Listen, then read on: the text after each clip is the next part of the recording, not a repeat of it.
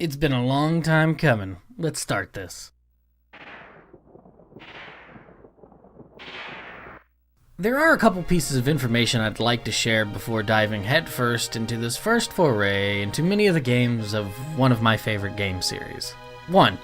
Before playing this game, I loathed Marth, thanks to Smash Bros. Melee and the fans that push deeper and deeper into its meta. Roy's my boy. 2. This was not my first Fire Emblem game, but it did reignite the flames of my interest in the series until I could play more of them. On a little peculiar note, the game is copywritten for 1993, but it was released on January 21st, 1994. A little weird, but anyway, about the game. Right off the bat, you're presented with an option to play Book 1 or Book 2, and when you select Book 1, you start up a remake of the first Fire Emblem game, Shadow Dragon and the Blade of Light. Fans of the series, who are unable to read Japanese, were finally able to play a version of this game officially released with the DS remake, but these games are a little different. The Super Famicom version is what I initially played, but it did initially irk fans when it was first released. Why, you may ask? Well, this version cut out 5 chapters and shuffled 6 characters off of the can-be-recruited playable list. However, they added narrative segments. Some units could now promote that couldn't before, like armor knights and hunters. And I like that mounted units have to dismount indoors. Sure, it hamstrings those units, and they're forced to use swords instead of lances, unless they use bows. But how weapon skill works in this game makes it easier to clear that hurdle. Unlike later games, weapon skill has a chance of increasing when leveling up. So as long as their skill is as high or higher than a weapon's skill level number, and the weapon is equipable, you're good to go.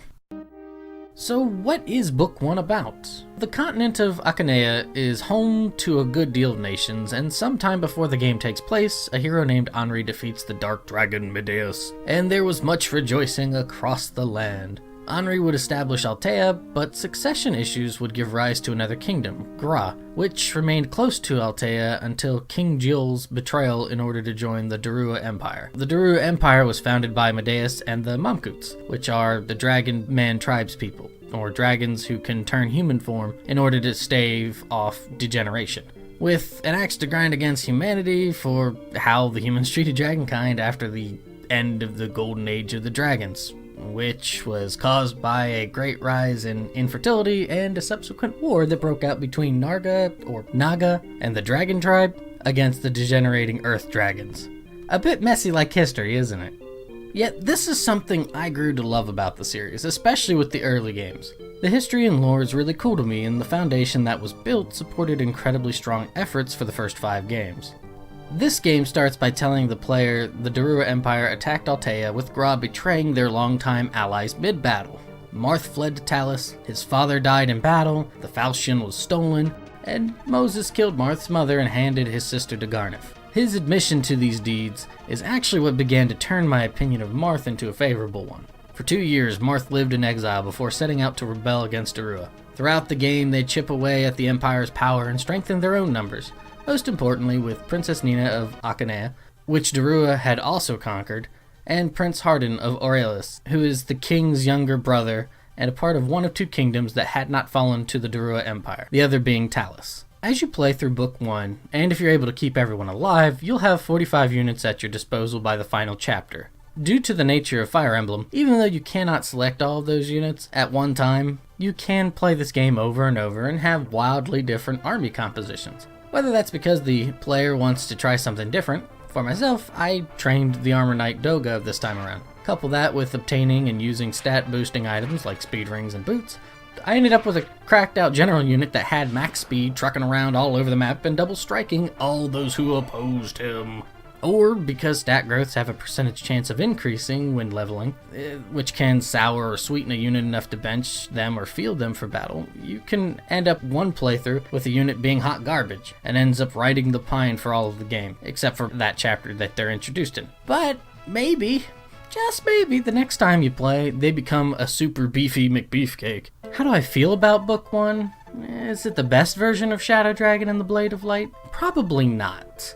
For many, permadeath, which is a staple for the series, is a mood killer. Even though you do get a chance to revive a character near the end of book 1, the deflating feeling from losing a character can rub people the wrong way. To make the ordeal tougher, you do not have permanent saves during the middle of chapters, so if you wanted to restart to save a fallen unit, you'll have to start the chapter all over. Myself, I find the game a little on the easy side with regards to battles. However, if you do not collect certain items, it will make some of the last chapters a bit more difficult. This isn't too bad, except Marth is the only one who can visit villages, which makes things a little on the tedious side.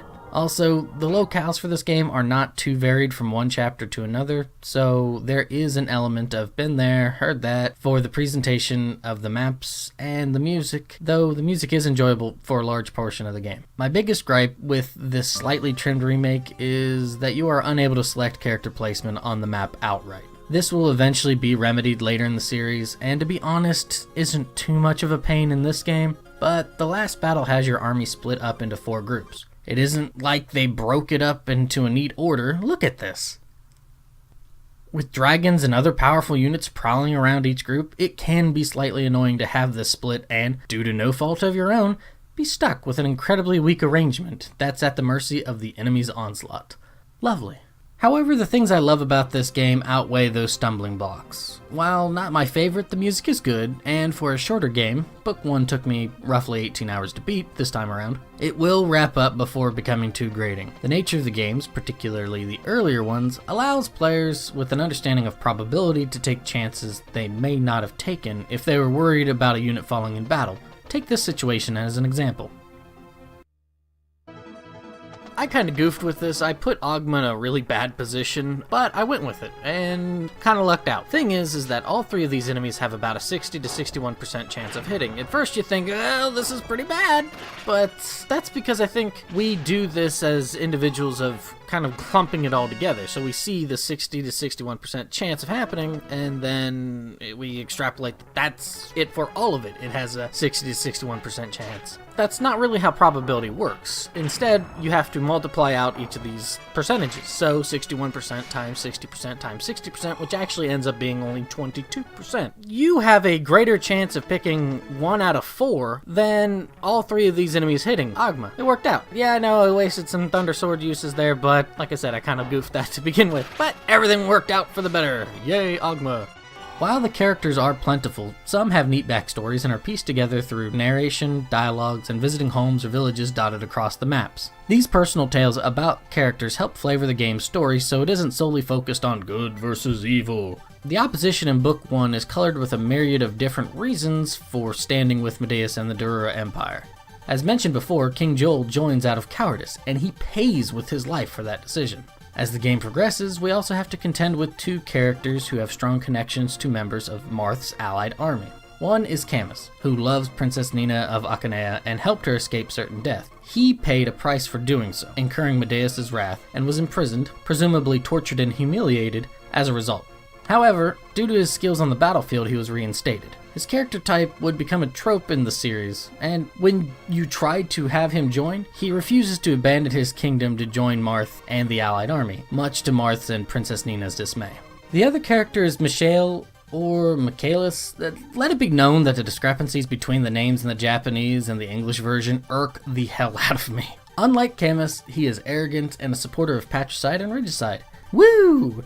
That's right, he is the Prince of Macedon, and he murdered his father because he thought of him as soft and wished to demonstrate his kingdom's true might. He also has 2 sisters who join Marth, named Minerva and Maria. It is hinted at that he is manipulated by sinister forces, but he doesn't seem to mind much as he uses his youngest sister, Maria, as a hostage to keep Minerva in check. He does come to regret that decision, but he continues to march to the drumbeat of his increasingly reckless ambitions. Even after he has been warned repeatedly that he is trekking down a troubled path, he sets out with Iot's shield dead set on killing Marth. As for the main villains, Medeus is okay, and has a fitting personal story to reasonably explain his animosity towards humans. And Garnif is great. Not only does Garnif require a certain spell to harm him, making for an impossible fight if you do not have that spell, His actions reflect that of a man not wholly subservient to his master. He is ambitious, fueled by the perspective that his talents were not recognized and properly rewarded when he was younger. He openly mocks how there are plans set to overthrow Medeiros and rule in his place once everything is to his liking. He also had various contingency plans in motion in case something went awry. So when you finally put